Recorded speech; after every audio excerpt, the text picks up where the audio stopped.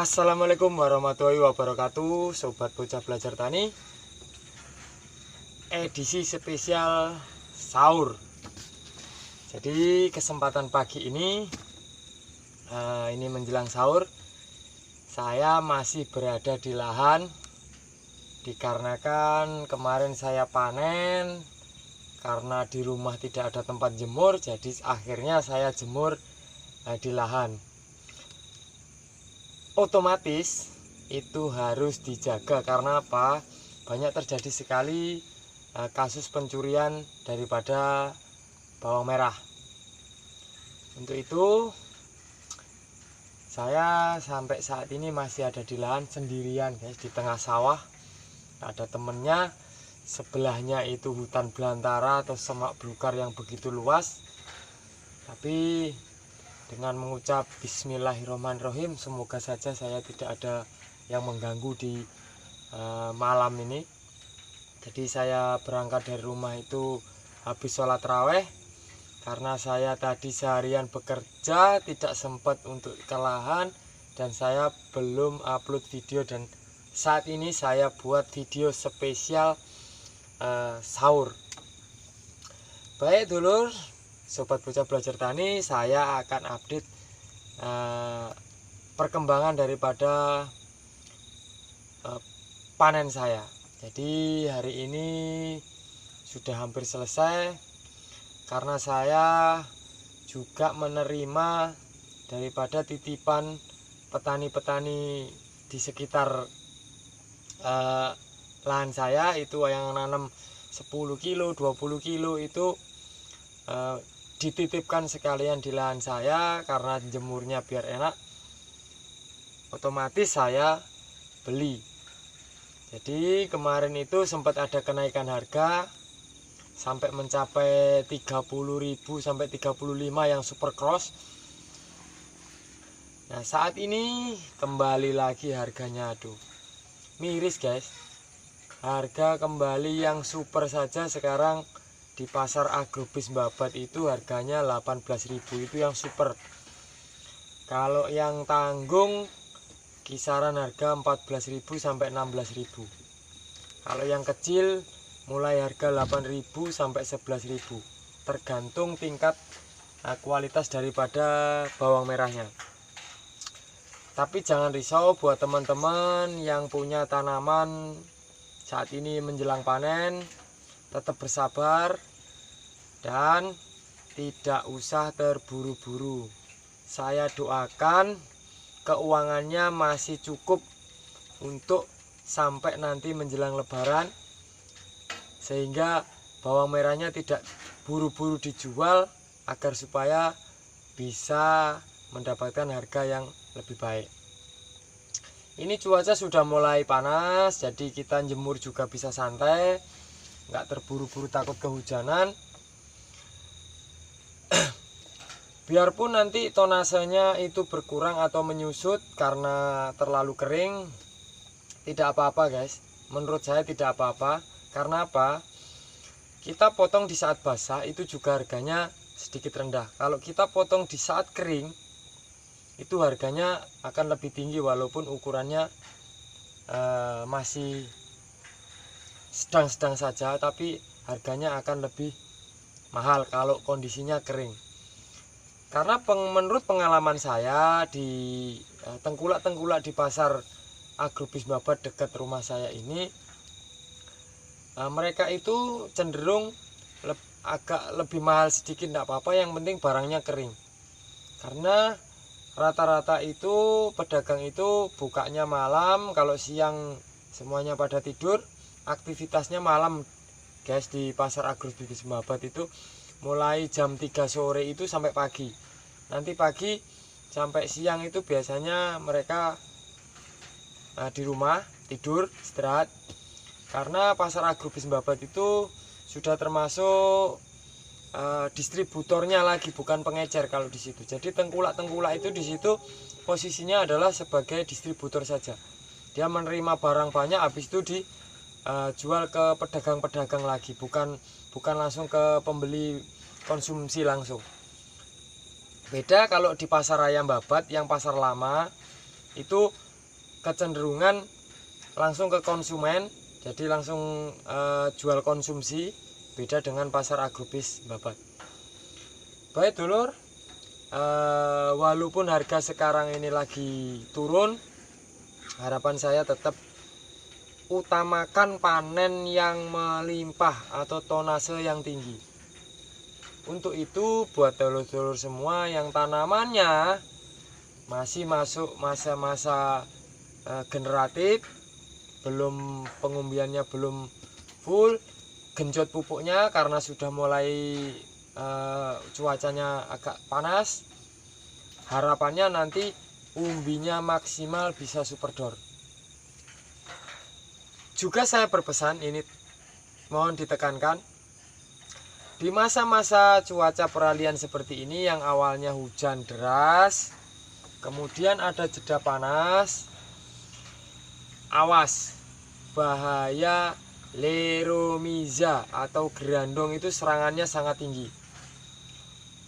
Apalagi di usia generatif itu 40 up itu biasanya rawan sekali. Nah, apa saja solusinya? Mohon disimak. Jadi tetap seperti pengalaman saya, tanaman saya sampai panen bebas daripada leromiza atau gerandong itu hanya pencegahan. Saya belum pernah melakukan pemberantasan, tapi hanya pencegahan.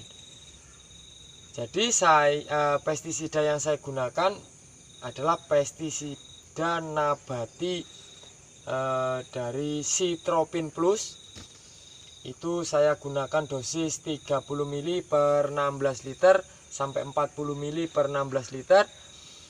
Itu saya rutin. Jadi setiap 1 minggu sekali saya spray, itu ada atau tidak gerandongnya tetap akan saya spray. Dan 2 hari kemudian setelah aplikasi Citropin Plus saya tutup dengan bahan aktif abamectin. Apa saja abamectinnya, yang penting bahan aktif abamectin. Jadi rotasinya itu Citropin Plus sekarang dispray tunggal, kemudian 3 hari kemudian dispray dengan abamectin, 3 hari kemudian kita spray SPP lagi. Kalaupun mau dispray SPP setiap hari pun tidak apa-apa guys, karena pestisida nabati dari SPP itu tidak membuat hama resisten. Jadi kalau hama itu sudah terpapar oleh SPP, maka dia itu akan lebih mudah mati dengan pestisida-pestisida lainnya. Jadi maksudnya seperti ini guys, SPP itu bukan hanya membunuh, tapi dia juga membuat hama itu sakit. Jadi kehidupan itu apapun kalau sudah sakit itu gampang mati kalau diracuni. Jadi tingkat kekebalan daripada hama tersebut itu sangat rendah. Itu kenapa bila mana kita aplikasi pestisida yang sejenis untuk penanganan hama tersebut, maka dia akan langsung kerjanya maksimal dan langsung mati. Begitu guys. Jadi spesial di sahur ini saya membuat video, harapannya dulur semua di saat selesai sahur menjelang mau sholat subuh singgah sejenak di channel saya, channel Bocah Belajar Tani, sebentar melihat video, menambah ilmu. Jadi ilmu itu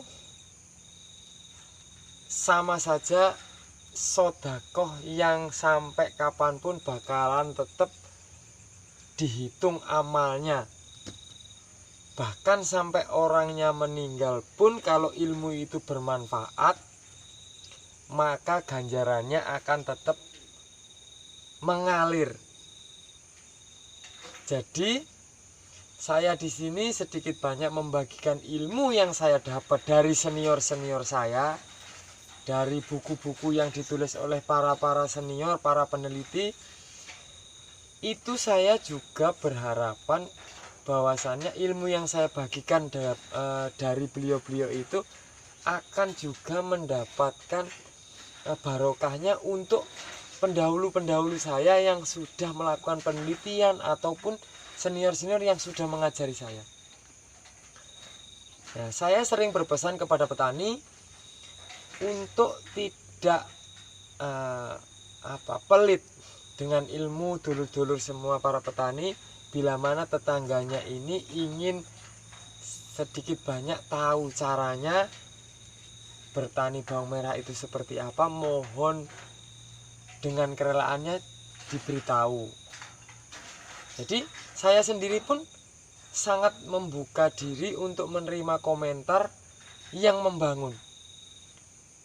Banyak hal kemarin seperti ada salah satu komentar yang saya sampai sekarang itu masih catat. Jadi setelah saya membuat video review tentang bawang merah terlarang, itu ada dulur kita juga berkomentar bahwasanya beliau sudah pernah menanam 1/2 hektar dan membuat statement atau testimoni bahwasanya tonasenya akan kalah dengan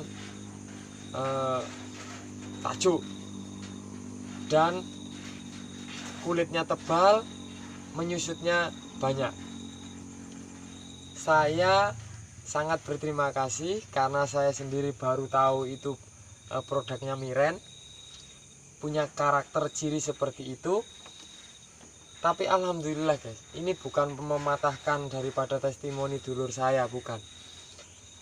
Kemarin yang punya saya itu benih dari Mas Gusman. Saya diberi Mas Gusman itu 1 kilo. Setelah saya panen kemarin dan saya timbang, dapat 19,5 kilo benih. Jadi saya ikat dengan daunnya itu, saya timbang itu 19,5 kilo. Itu benih dari Mas Gusman 1 kilo, masih ada daunnya juga. Nah, kemungkinan kalau saya potong daunnya menyusutnya sekitar 1,5 kiloan. Jadi benih 1 kilo itu dapat kita bikin 15 kilo aja sudah bagus itu. Dan itu kering sekali karena saya jemur ada 1 minggu lebih. Baik dulur, seperti itu kronologi daripada saya bertani. Karena saya itu seorang teknisi, jadi saya hari ini sangatlah sibuk, tadi nggak sempat bikin video. Ini saya membuat video di pagi hari menjelang sahur. Semoga sahur dulur-dulur senikmat masakan istri, jadi seleranya juga bertambah dan membuat dulur-dulur kuat dalam menjalankan ibadah puasa di bulan Ramadan ini. Semoga Allah memberikan berkah yang melimpah buat dulur-dulur semua yang menjalankan ibadah puasa, juga buat dulur-dulur yang sudah subscribe, juga sering komen, sering nongkrong di channelnya Bocah Belajar Tani. Saya doakan panjang umur. Dan bagi yang belum klik tombol merah atau subscribe, saya harap kerelaannya untuk menekan tombol subscribe, karena subscribe itu gratis. Juga saya doakan agar rezekinya melimpah, barokah, bisa untuk membahagiakan keluarga. Baik dulur, terima kasih. Bila mana ada kata yang salah, saya Dwi Widang, Bocah Belajar Tani, mohon maaf yang sebesar-besarnya. Saya akhiri, wabillahi taufiq wal hidayah, waridha walinaya. Wassalamualaikum warahmatullahi wabarakatuh.